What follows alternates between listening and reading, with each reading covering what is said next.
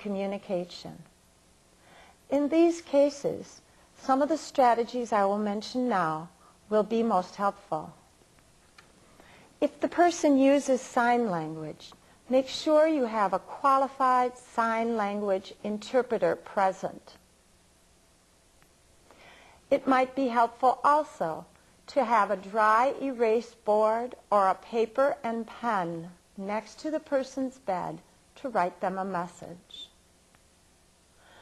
Again, maintain eye contact, using gestures and body language.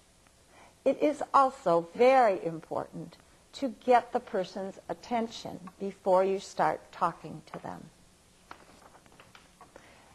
It's helpful to include visual information, for example, pictures and outlines. Make sure there is a good light, speak naturally, and do not exaggerate your mouth movements. Another strategy with the deaf and the hard of hearing could be real-time captioning. This is a meeting of a support group for hard of hearing people. The court reporter you see in the foreground is typing every word said onto a screen for good communication.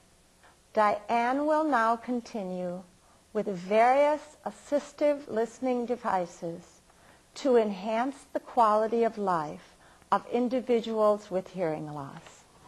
Assistive listening devices are designed to specifically help people hear better in a variety of difficult listening situations. Assistive listening devices can also include various vibratory or visual alerting systems. Hospital kits are used to decrease frustration by an individual with a hearing loss while they're hospitalized. They include dry erase boards and different communication tip cards for the employees that are working with that patient. The following assistive listening devices can be used alone or with a personal hearing aid to overcome the negative effects of background noise, distance, and reverberation. These devices give the listener an improved signal-to-noise ratio, meaning that the intended signal, often speech, is heard over the undesirable signal, which is often noise.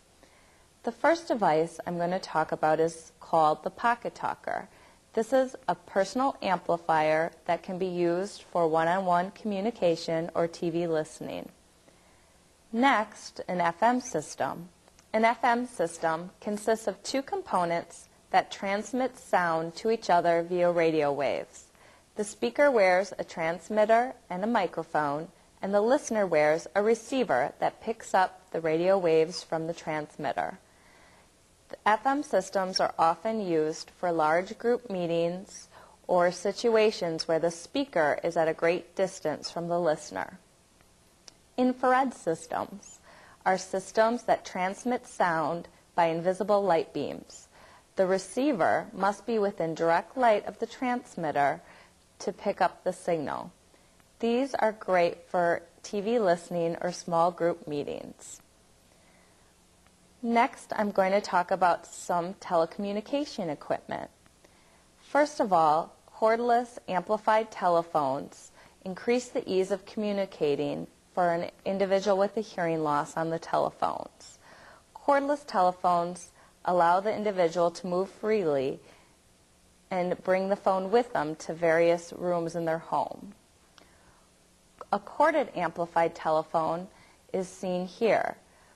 Both corded and cordless telephones have various levels of amplification available and adjustable tone and volume controls to facilitate listening. Another telecommunication device is a voice carryover telephone.